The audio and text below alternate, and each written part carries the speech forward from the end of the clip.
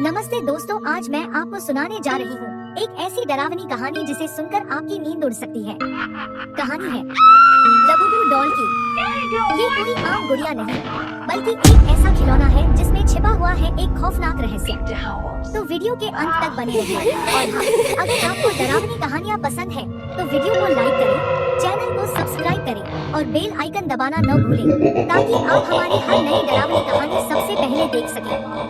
आज की कहानी में आप देखेंगे कि कैसे एक मासूम गुड़िया लबुबू डॉल एक पूरे परिवार की जिंदगी बदल देती है और कैसे एक बच्ची अपने सबसे डरावने दोस्त के जाल में फंस जाती है।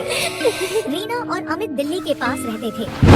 उनकी बेटी सानिया 5 साल की थी और गुड़ियों से खेलना उसका सबसे पसंदीदा काम था। एक दिन अमित राजस्थान के एक छोटे मेले में गया। वहाँ उसने देखा एक अलग तरह की गुड़िया लबुबू डॉल। गुड़िया की काली आंखें बड़ी और चमकदार थी।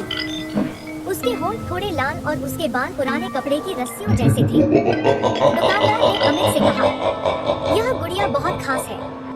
इसे घर में रखने से बच्चा कभी अकेला नहीं होगा। यह हमेशा उसका साथ निभाएगी। अमित ने थोड़ी झिझक के बावजूद गुड़िया खरीद ली। उसे लगा कि सानिया को यह पसंद आएगी। सानिया जब पहली बार लबुबू डॉल को देखी, उसकी खुशी का ठिकाना नहीं रहा।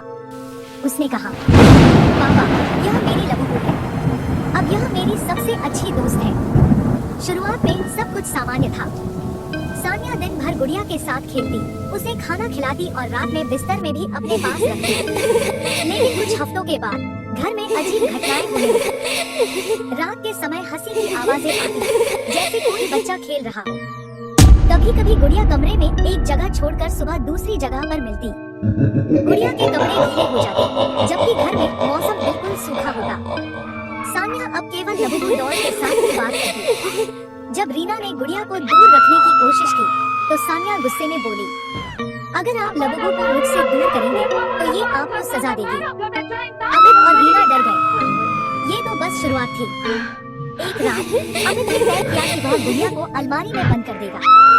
वह चुपचाप लबुबू डॉल को उठाकर अलमारी में रख देता है। लेकिन सुबह होते ही गुड़िया फिर सानिया के हाथ में होती है। देखा पापा, लबुबू कहीं नहीं जाती। वो हमेशा मेरे पास लौट आती है। इस दिन के बाद घर में और अजीब चीजें होने लगी। घर की लाइटें अपने आप झपकती, दीवारों पर छोटे पंजों के निशान दिखाई देने लगे। खिलौनों की आवाजें अपने आप बजने लगी। धीरे धीरे सानिया में बदलाव दिखने लगा। वह अब दोस्तों के साथ खेलना छोड़ चुकी थी। रीना केवल लबुबू डॉल के साथ बातें करती थी। कभी-कभी रीना उसे दीवार से बात करते हुए पाती, जैसे कोई उसके साथ खड़ा हो। एक रात रीना ने सुना, लबुबू, अच्छा, ठीक है, मैं वो कर दूंगी। आप कह रही हो तो मैं माँ को डरा दूंगी। रीना और अमित के होश उड़ गए। उनकी मासूम बेटी अब इतनी डरावनी बातें करने लगी थी। पड़ोस की आंटी ने भी चेताया, इस गुड़िया को घर से बाहर कर दो। ये ठीक नहीं है। मैंने पहले भी ऐसी गुड़िया देखी है। इनमें अक्सर किसी की आत्मा फंसी होती है। लेकिन अमित ने इसे मजाक समझकर टाल दिया। रीना ने हिम्मत करके उस मेले वाले दुकानदार को ढूंढा। वहाँ एक बूढ़ा आदमी बैठा था। रीना ने लबुबू डॉल का जिक्र किया।